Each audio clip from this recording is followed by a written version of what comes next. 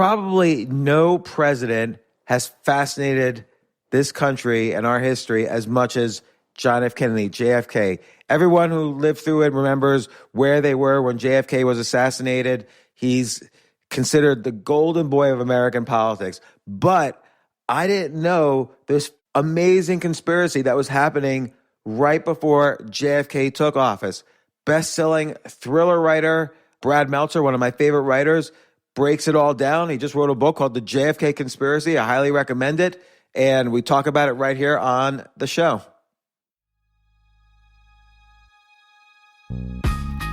This isn't your average business podcast, and he's not your average host. This is the James Altucher Show.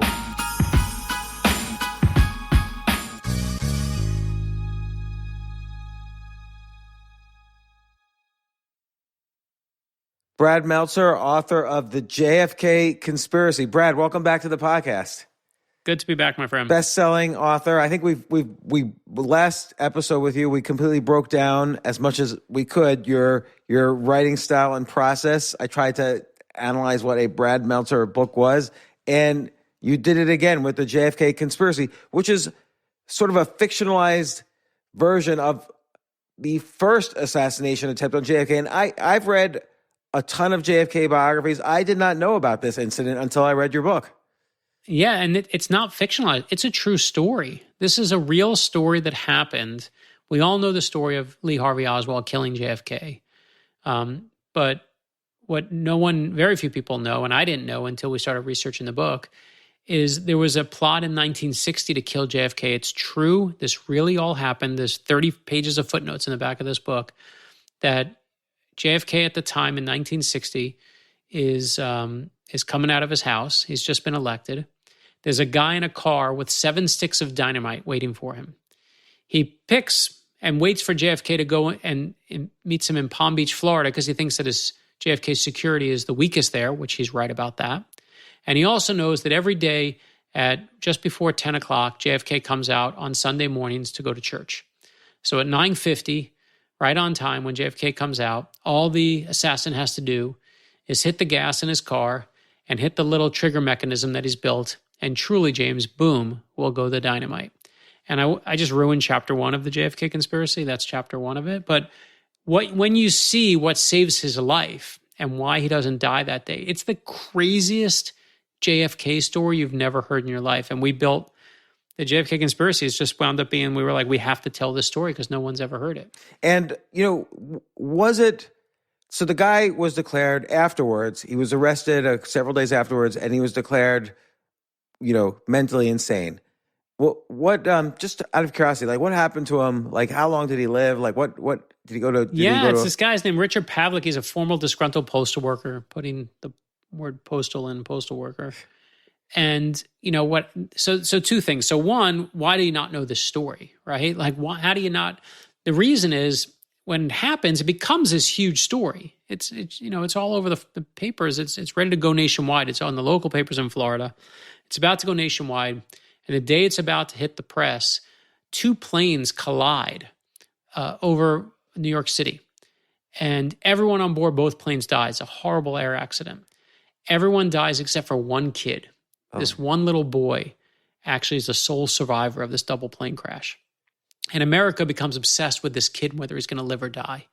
And so instead of being on the front page, this JFK story gets moved into the center page, second page or inside the paper, and it becomes a footnote to history. What happens to Richard Pavlik, as you said, he's declared incompetent. They consider him, he's a nut. He's clearly a nut and got something loose in his head. And he has his own motivations. He hates, he hates Catholics. He hates anyone who's different than what he is. He doesn't want anyone to hold the presidency who's different than he is. And we should talk about the context of that and what's going on in the 60s at the time. But what's so crazy is he spends 3 years kind of bouncing through the judicial system and finally gets released because of a law that allows people that are mentally incompetent to actually go free. The law is signed by JFK. And the irony of all ironies is that this guy gets out because of the person who he actually tried to murder. And then truth is, after that, he's just old at that point, and he later dies soon after. But did JFK realize that this law was going to release the guy who tried to kill him? That's a good question. I don't know there's any way to know that. I can't possibly know. You know, when it happens, don't forget. So we start the book with showing you JFK when he's a World War II hero. And as a World War II hero, you know, he's on this PT 109 and his boat, you know, hits basically and gets smashed apart by a Japanese cruiser. And everyone's decimated. One of his, you know, one of the sailors on board is unconscious. They're all swimming for their life. JFK grabs the unconscious guy and puts him on his back. Like, I'm the best swimmer. I got him. And everyone's like, well, help you. He's like, I got him. They swim to an island. And on the island, there's no water. There's no food. After a day or two on the island, they're like, if we stay here, we're going to die. So we got to go swim another couple miles to a new island. And JFK's like, put him on my back again. The guy, I'm telling you that not to make him sound macho or cool, but JFK in his head, and by the way, when he's done, his father's like, okay, it's time. You got your medal. You're a war hero in World War II. It's time to come home and get your release. And he's like, no, Dad, I'm not coming home. Even though his dad can pull strings, do whatever, he's like, no, I need to keep continuing to fight in World War II. And that's what he does. And the reason I tell you that story is that JFK, when this plot to kill him happens, he's not like, oh, we should be scared. He's like, World War II didn't kill me. This guy's not going to do it. So he doesn't really give a crap about this guy. He barely registers him. And to this day, no one even knows if he's told Jackie, his wife, that it even happened.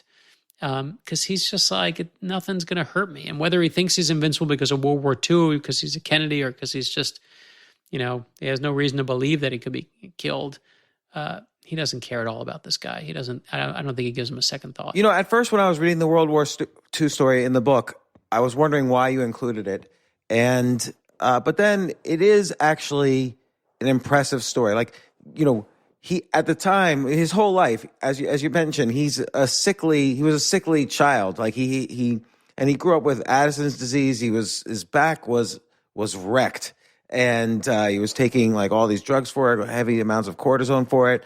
And so for him to kind of pull off, like, he was legitimately a hero in World War II. There was no question of his leadership abilities, you know, of his heroism. Like, regardless of what you think of JFK politically and in any way, this was a legit story. And so it's important to put it in context. Yeah, and not only that, I think it was important because in that story in World War II, the guy's a stud.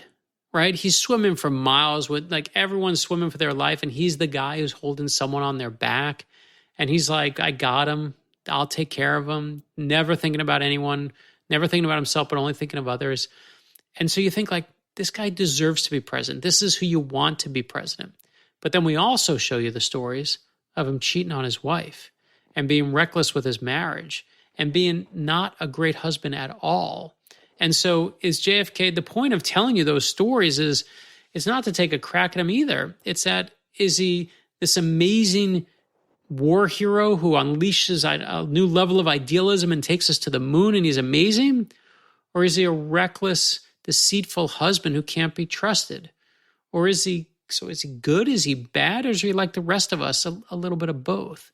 And we realize as we told the story that you can't tell the story of the JFK conspiracy without telling the story of his marriage and the infidelities and who he is, because he's complicated. We've reduced the Kennedys to these cliches. You know, JFK is the guy who died in Dallas, and he has a beautiful wife, and he has the great life, and Kennedy's Camelot, and it's just a cliche. It's not reality. He's so much more complex and interesting than that, and we felt like it was important to show you just where that roller coaster, all the highs and all the lows. You know, and also the influence of his father. Like you mentioned how his father, there was this tension. His father tried to keep him get him out of World War II. He, like you said, his father wanted a son who was president. And after the older brother, Joseph, who died in World War II, was no longer around, JFK was the guy. But, you know, and you point out the story where, you know, at one point JFK, you know, eventually he picked his brother, Robert Kennedy, to be his attorney general. But at first, he didn't want that. He didn't want to have the deal with the nepotism issues and all the accusations. But Joe Kennedy was like, no, you're going to pick your brother. So it's a great moment. I love that you found that one. It's one of my favorite moments in there. Yeah. So basically, again, we all know the story of Bobby Kennedy obviously becomes the attorney general, but he doesn't want the job at first. He's like, I don't want to look like I'm just, my brother gave me a job. I don't want to look like this is nepotism. And they send this, this very respected elder statesman back to Joe Kennedy, to the dad, this powerful, amazing, legend in politics. Sorry to interrupt, but just this elder statesman, Clark Clifford, he was like the consigliere for like 5 presidents in a row. Oh, yeah. Like he was a Democrat, Republican. He was like there. Right. Doesn't matter what you are. This guy knows how to deal with presidents and is not fazed by anything. And he goes to Joe Kennedy and says like, listen, we've thought this over. We've been through. We talked to Jack. We talked to Bobby. We talked to everyone. And we've decided he should not be the attorney general. And Joe Kennedy listens to it and looks him dead in the eyes, says basically, that's great. Bobby's going to be attorney general. Yeah. And that's exactly what friggin' happens. He's not listening to anybody. And I love that friggin' power play that he just rams forward his belief that I don't care what you say. I don't care how many presidents you know, Clark Clifford. I'm in charge. I'm in charge. And it's an awesome little power moment. That's where you start understanding what the Kennedys are really dealing with as a family. It is a wild place to grow up. Yeah, and it's interesting because Joe Kennedy, of course, was the first head of the SEC, the Securities and Exchange Commission. Franklin Roosevelt appointed him to that because he said he wanted to hire the criminals to run the criminal institution. They know where all the tricks are. So and then he was later ambassador to the UK and people don't really know this, he was so pro-Hitler they had to basically say, Joe, you're out of there. Tone it down, right? But it was because of their time in England that JFK also, this is right before World War II, JFK, he was like a college kid. He wrote a book, I think it was called While England Slept, about how England just ignored Hitler's rise to power and why they did this. JFK was kind of like this intellectual, even as a kid, intellectual war hero. And then his career was so easy, after the war, congressman, senator, president. It was like a natural thing, but there were pitfalls along the way. Yeah, I mean, listen, he's cheating on his wife like a dog, right? And one of the things I think that the real secret weapon in this book for us, as we were telling the story, is not just that we get to show you the inside of JFK's life, but is the story of Jackie Kennedy.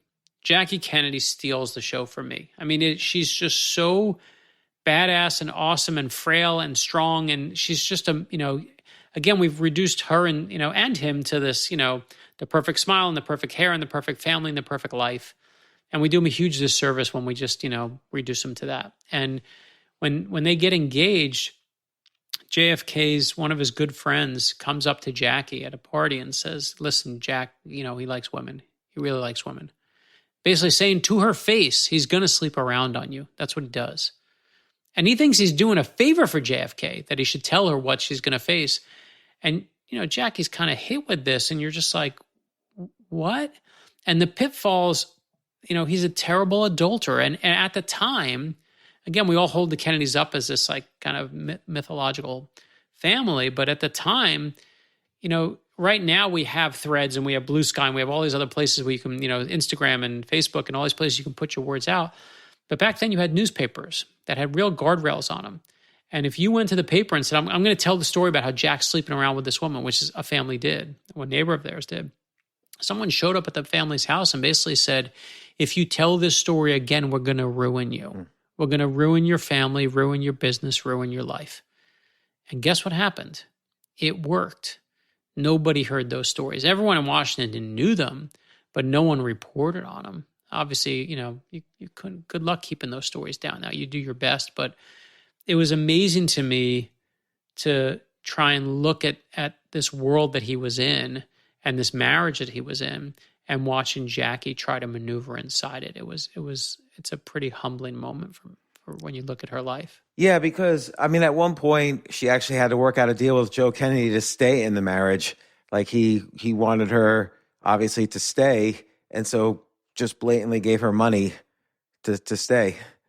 I don't even know that story, but I'll tell you what she knows, and this is what's interesting is she's just as popular as he is. If he's a magnet. People are like, they're drawn to him. They said, everyone, when you read all the firsthand accounts, they're like, and just to paint the picture of where we are, it's, it's the end of the 50s and here comes 1960 rolling in. And there's a new word that's really becoming popular at this point in time. And the word is teenager. I know that seems like an obvious word, and it's not like there weren't teenagers before that. But the teenager that happens when 1960 is rolling around is very different, because it used to be back in the 50s and 40s, 30s, all back, when you go all the way back, your job was largely defined by what your father's job was. If your dad was a blacksmith, you took over the family business, you became the blacksmith. If he's a butcher, you become the butcher. But that when people started moving to the suburbs in the late 50s and early 60s, they started going to better schools. The schools got better. And as a result, these kids had a significant jump in education. And when an entire generation of kids jump in education, guess what? They don't want to become a butcher or a blacksmith anymore. They want to have their own job and their own life, and you better believe their own president and first lady. And Eisenhower was this symbol of, the old, not right way of doing things in the 1950s. Come home, wife has dinner on the table, that's how life is. And here comes JFK, and people look at him, especially the teenagers, and they're like, this is not my mother and father's president. And that's appealing. And Jackie is, we think of JFK as this, the first president who, he's on TV and he beats Nixon because JFK is handsome and Nixon's all sweaty, and that's why he won the debates. And that's just nonsense. It's part of the story. But the real part of it is not just that he's handsome, is that JFK knows how to use television. He knows how to use this weapon in a way that no one else knows how to use it. So they realize, oh, Jackie's popular? Let's put her out there. She speaks Spanish? Let's put her on places where people can hear her in Spanish. Like the Kennedy family knows how to weaponize, and I mean that in a good way, this asset that they have. And they put it out there on television and in mass media in a way that no other president has ever done before. Needless to say, it's a gangbusters move. Take a quick break. If you like this episode, I'd really, really appreciate it. It would mean so much to me. Please share it with your friends and subscribe to the podcast. Email me at altucher@gmail.com and tell me why you subscribed. Thanks.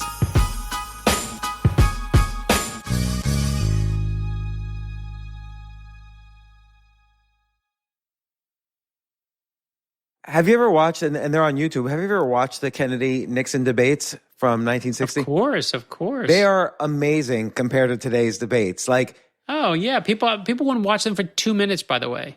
Like I remember when I was in high school, I think it was when I was in high school, maybe college, but I remember the teacher or professor used to make us watch them the first time we watched them with no sound. And just said, just watch, tell me who's winning. I remember watching, and you could just see it. You see what JFK's doing, and he's just calm, and he's cool, and he's like, what's going on? The reality is that on the issues, Nixon and JFK weren't that far apart. Right. They were both pretty trying to be moderate people, trying to find that middle in America. And I know it's titillating, James, for me to come on here and say, oh, we found a secret plot to kill JFK, and that's great. But the reason we tell the story is, what does it have to say about us now? And if you look at what 1960 is as an election, it's a time where people are the country is bitterly divided. It's the closest presidential election in modern time. Whatever side you're on, you hate the other side. You think they're terrible, awful people. Does that sound familiar to you? Yeah. And that's why we tell the story, is because, those things, they say that Mark Twain said it, although he never said it. History doesn't repeat itself, but it sure does rhyme. And although he never said it, it's a really amazingly true sentiment. And you can see what happens there. It's just, it seems like we watch it happen again. Well, you mentioned earlier how we have to put it in context, like why this guy Richard Pavlik had these certain beliefs. Back then in 1960, there had never been a Catholic president. Every president before JFK was Protestant. There had never been, he was I believe at the time he was the youngest president ever, right? When he was the youngest president to be elected. When he's elected, he is, yeah. I don't know if he was the youngest president ever, but he was definitely the youngest president elected. But I'm trying to think. I don't know. And Al Smith in 1920, was it 1928? He's the first. He ran as a Catholic, but he did not win. Right, he gets destroyed. He doesn't even have a chance. JFK is the first one who actually has a chance. Yeah, and like you said, it was a close election, and there's all sorts of theories about whether there were, dead people voting in Chicago, but who knows? I mean, ultimately he won and Nixon conceded. But I mean, maybe you didn't know this. Nixon conceded, but he did get in the court system to overturn the election all the way up until Inauguration Day, I believe. So, I didn't know that part. I know that he waited the 24 hours after to concede. And JFK at the time, we cover this in the book, all of his staff was pissed. Like, how could you not concede? How can you not do this? And JFK said, if it was me, I don't blame him. Count the votes. Count them up. Like, you got to do what you got to do. And again, I firmly believe if you have a problem with the system, then prove it in court. And if you don't, then take a seat. Yeah. Well, and so you had all, and not only that, the like you said, 1960 was kind of this battleground where civil rights was just rearing its very, or the racism involved around civil rights there was the conflict about to happen that raged all through the 60s, which was the old guard, particularly in the South, versus the new guard of young people wanting civil rights for everybody, wanting equal rights for everybody. And, Eisenhower kind of like didn't really pay attention to this issue that much, unfortunately. But JFK famously, even while he was running, was having conversations with Martin Luther King, helped Martin Luther King get out of jail at one point. And so he was very much starting. But it's not just about the racism. That's part. There is certainly that's a powerful part of what's changing society at the time. But at the election, what they were, no one was acting against JFK when he was running just for that. That was a piece of it. But the bigger piece was he was Catholic. As you said, you hit it right on the head. He's the first Catholic to have a chance. Second guy to ever run, but the first one to have a chance. And it sounds silly now, like that the Protestants were fighting with the Catholics so badly. But back then, Reverend Norman Vincent Peale is one of the most prominent Christian ministers in the country at the time. He's the guy who wrote the book, The Power of Positive Thinking. But the guy was hardly positive. I mean, he basically was working with Reverend Billy Graham. They were literally plotting and saying, we cannot trust this guy because he's Catholic. We don't know. He's not going to be loyal to the United States. He's going to be loyal only to the Pope. He's never going to be loyal to us. And we got to take him down. And we have to, we can't let him get into the White House. And it's solely because he's Catholic. And at the same time, the other kind of, if racism is one part and, civil rights are, one part and the Catholicism is the other, there's another part that's even more racist in there, which is there's a resurgence of the Ku Klux Klan. And we all know the KKK, of course, from the Civil War and targeting the black community.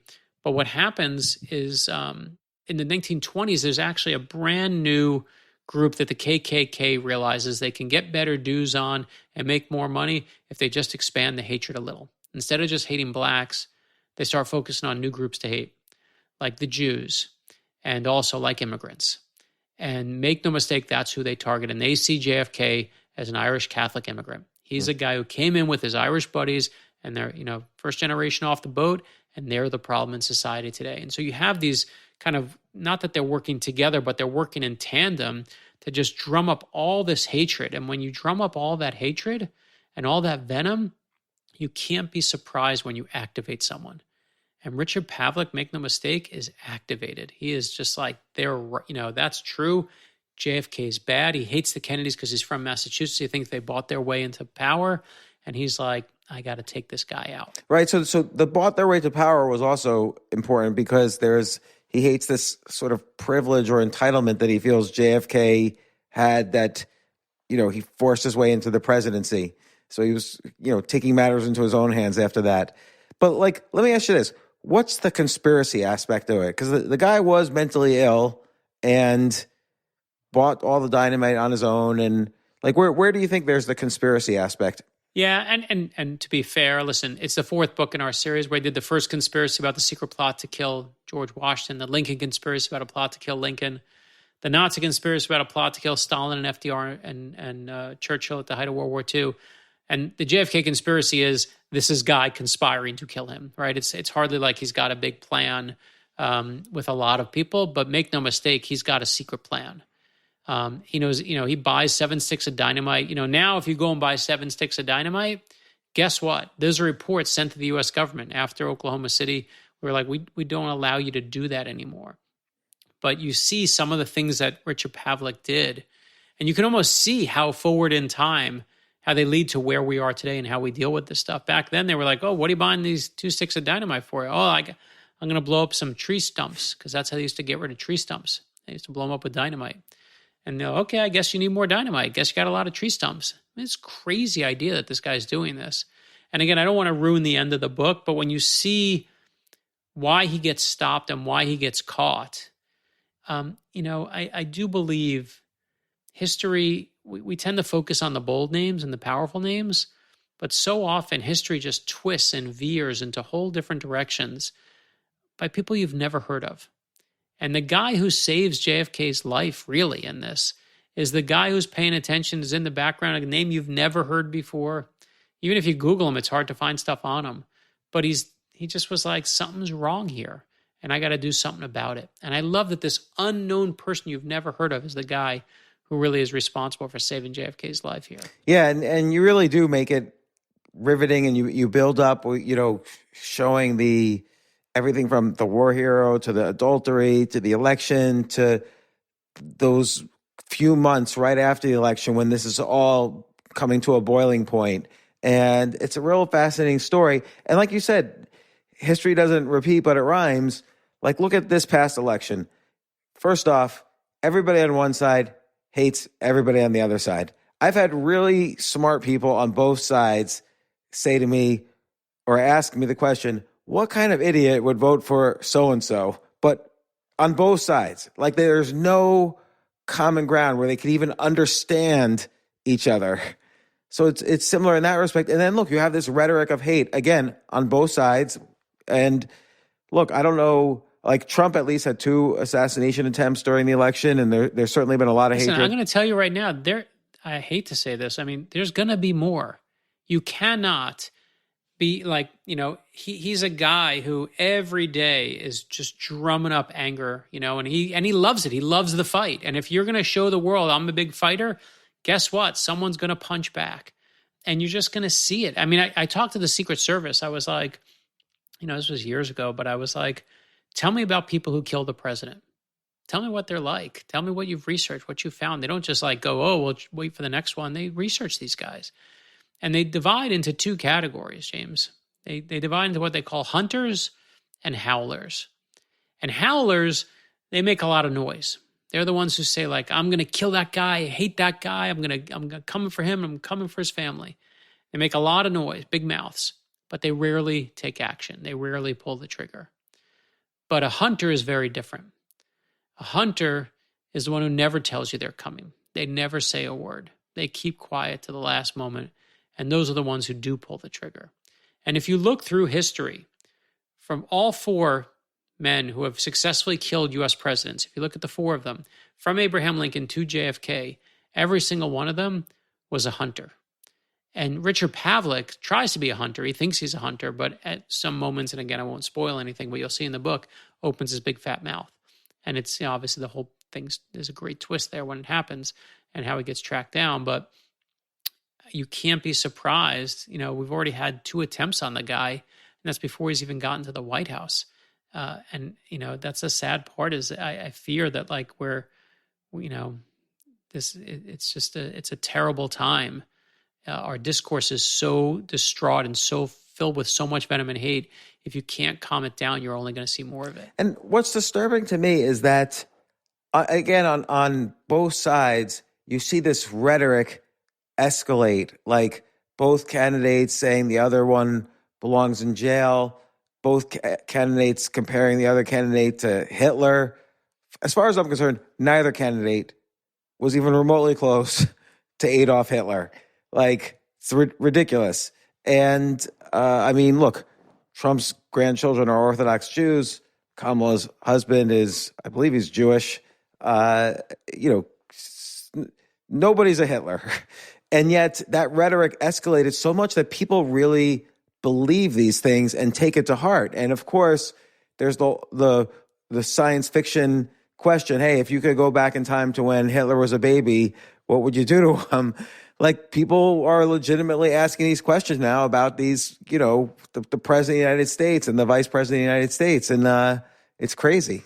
Yeah, that's not, I mean, again, and that's why to me, that's why you tell these stories. You tell these stories to try and calm people down, to try to show us what happens when and the thing about JFK that's fascinating is what's being sold. And I'll tell you this, the whole time I was researching the book, I kept asking myself, well, where does Camelot come from? When do we see Camelot? Where does Camelot come from? We all associate Camelot with the Kennedy administration. And I thought it came, in the first 100 days or in the first time he was in power. No. Camelot doesn't come into the public dialogue and the discourse until after JFK dies. After his brains are splattered across his wife's beautiful pink dress in Dallas that day.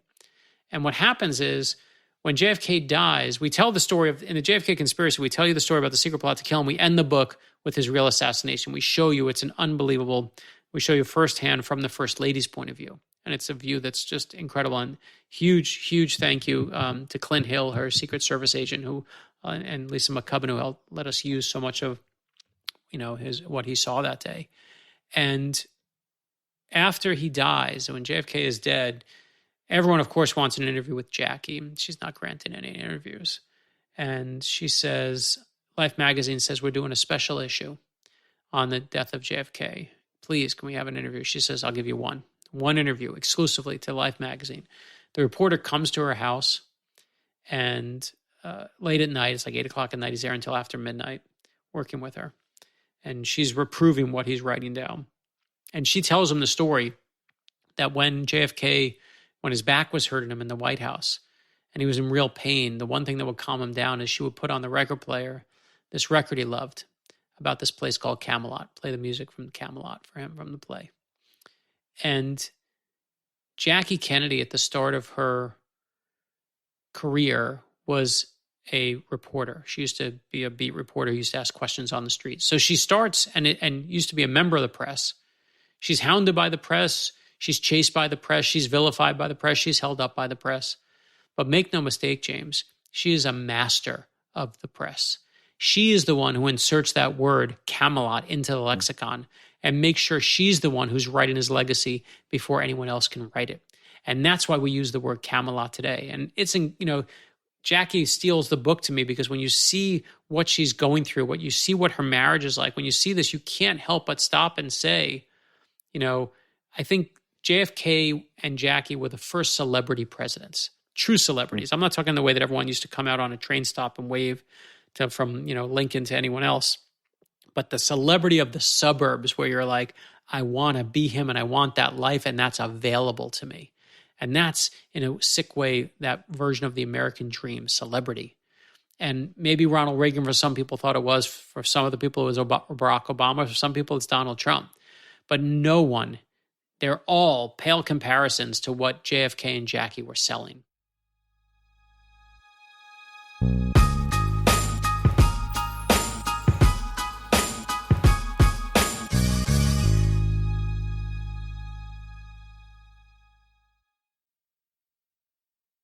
Do you think if he had, obviously not been assassinated and had served, let's say, 2 terms, do you think he would have gone down as one of the top 10% presidents, bottom 10% presidents? Like, where's your take on that? Yeah, I mean, it's amazing how death makes you popular, right? I mean, JFK to this day of the 20th century, when they track presidents of who is popular and who has the most approval rating, number 1, bar nobody, by like a crazy number, not even close, is JFK. I think he's got like an 80% approval rating, and the next closest is like 60 or 50. Like, no one's even close. So when you die, you become a saint, as anyone in their family knows. So, is he going to be a good president or a bad president? Who knows? Is he going to, if JFK dies earlier in this plot to kill him in our book, if he dies earlier, does the Bay of Pigs happen? Does this, who knows? Does civil rights get passed faster if LBJ comes in early? Who knows? We can't guess that. But what I do think changes is that view of the White House and that celebrity we associate it with. I think what they brought us was this this hope and this dream and this family of perfection, this beautiful place called Camelot, that I think we as a culture have been chasing ever since. And I think it's a fool's chase, but boy, we're still on it. Yeah, I mean, every president tries to sort of model themselves or model their campaign after JFK's campaign. And because he was cool and he was popular, yeah. Man. Who doesn't want to be JFK, right? You're cool, you're popular, you got the beautiful spouse, you got the beautiful life, you got the beautiful wife, your kids are gorgeous. Like, what else you want? But again, if that's what you're chasing the wrong thing. So let me ask you about the actual assassination that happened in 1963, November 1963. Trump said, I think it was on Joe Rogan, Trump said he had the opportunity to open the file about JFK's assassination, but someone close to him or close to the file, someone high up said, don't do it. Do me a favor. Do not read that file. You will not like what you see. What do you think? I don't believe that. Yeah, I don't. The file, no offense to anyone, but those files were set to be open 30 years ago. That date was set, right? The National Archives has made them available. I don't know what maybe there's some new files that no one knows about, but I know the person who's read all the files. There was one guy who's a friend of mine, lives in Dallas, Texas, actually, who has read, the only person who has currently read everything in the files. So maybe there's something new that we don't know about, but I don't. That's not where I'm taking. So you think Lee Harvey Oswald was pretty independent, acting on his own? This is what I think, and I'm obsessed with this case. Obviously, what really destroys me about this case is that we're never going to get the answer. And why? Because Jack Ruby shot Lee Harvey Oswald and took away the one person who was there that day. And the moment that happened, all we have are theories. Sadly, I wish we had the truth. And the thing that's really amazing about it is that, people have said, and I remember growing up with this fact, from the 80s, is that, no one has ever been able to make that shot that Lee Harvey Oswald made from the book depository. No one's ever been, all these Marines tried, no one could recreate it. And I was like, man, if that's true, that's serious. Except here's the problem. Dozens of Marines have made that shot over and over and over again. But if you watch the movie JFK, Oliver Stone said, well, I know I said that in there. I put a lot of, he says and you can look this up. Oliver Stone said he put misinformation in the JFK movie because he felt like there was misinformation in the Warren Commission. He wanted to level it out. And millions of people took that information from a Hollywood movie as reality. Don't get your history from a Hollywood movie.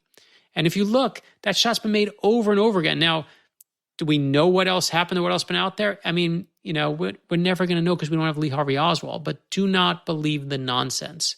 If you're actually going to get into it, go and read it. And to me, Lee Harvey Oswald took that shot. Are there other people who are funding him? What was he doing when he was in Russia all at that time at the height of the Cold War? We'll never know. Is he funded by someone else? We'll never know. I want to know more than anyone, but here's my theory on JFK, really.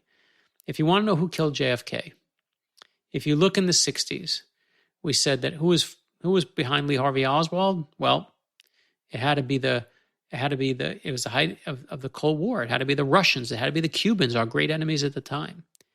If you look in the 70s, as Watergate hits and distrust for the government reaches new heights, who killed JFK? Well, that was an inside job. CIA did it. And, LBJ did it.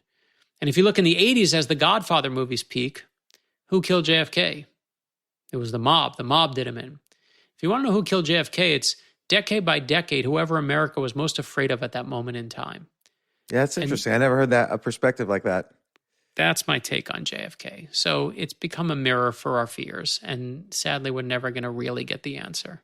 I wish we were, but the moment Lee Harvey Oswald left this earth, so many answers went with him. So in all these political conspiracies you've been writing about, what's next? You wrote about Washington. You came on the podcast for Washington. You wrote about Lincoln. Yeah. JFK. We did watch the Nazi one is one of my favorite ones. Also, the secret plot to kill FDR, Stalin, and Churchill at the height of World War II. And you're going to love that book because it shows you a look at Adolf Hitler and the people who work with him like you've never seen before. And that's a crazy story about them. This Nazi plot to kill the big three.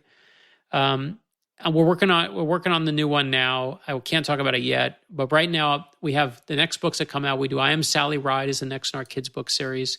We do kids books about historical heroes. We did Stephen Hawking. We did Jesse Owens. Now we're doing Sally Ride, and then we're doing the Beatles. Oh wow, that's great. Beatles, which is fun. So I just finished writing the Beatles, and then we're doing Make Magic, which is I did the commencement address at the University of Michigan this year. And it was about how to make magic. And so Make Magic is a book version of that speech I gave. Tell me about the speech. So your son was graduating, right? Son's graduating. And you went to University college. of Michigan. I went to Michigan, and he was graduating Michigan, and I got to give the commencement address for my son. One of the most amazing moments of my entire life. And the speech, after I gave it, it's all about how to make magic. And based on this theory, which is true, that there are only 4 types of magic tricks. When you take away, illusions and escapism, there's only 4 types of magic tricks. 1 is you make something appear. 2 is you make something disappear. 3, you make 2 things switch places. And the 4th magic trick is the hardest trick of all, which is you take one thing and you turn it into something else. The hardest trick of all, of course, is transformation. And I tell the story of my best pieces of advice about life on how to actually make magic. How to make what you should make appear, what you should make disappear from your life, what you should switch, and what you should transform. And when I gave the speech, I didn't know it at the time, but there's a moment in the speech where when I talk about 2 things switching places, I started talking about empathy. Because that's what empathy is, right? Is trying to see through someone else's eyes. And when you give one of these speeches, I'm talking to 70,000 people, a crazy amount of people in a stadium, you can kind of feel and you hope you know where like the laughs are and where the jokes are. But when I got to talking about empathy, I started talking about kindness and how, I said cruelty and venom are so commonplace today. But cruelty and venom aren't signs of strength. They're actually signs of weakness and petty insecurity. And I could feel the crowd shift. And my wife said to me, I didn't know it at the time, but she said, you tapped a vein you didn't know was there. And when the speech was over, that section of the speech just went crazy and people started sharing it all over the internet. 1 million people saw it. And anyway, we are making a book about it, and Make Magic comes out on March 4th. And I'm excited to get to share that in book form for the graduate in your life. Oh, wow. I can't wait to read it. And B, you'll have to come on to talk about Make Magic once it comes out. Yeah, we'll make some magic together. I want to know how to make magic. I need to just start doing that. So Brad, once again, thank you so much for coming on the show. JFK is a fascinating topic. I've read probably a dozen different biographies of JFK, plus other people involved in his administration at that time.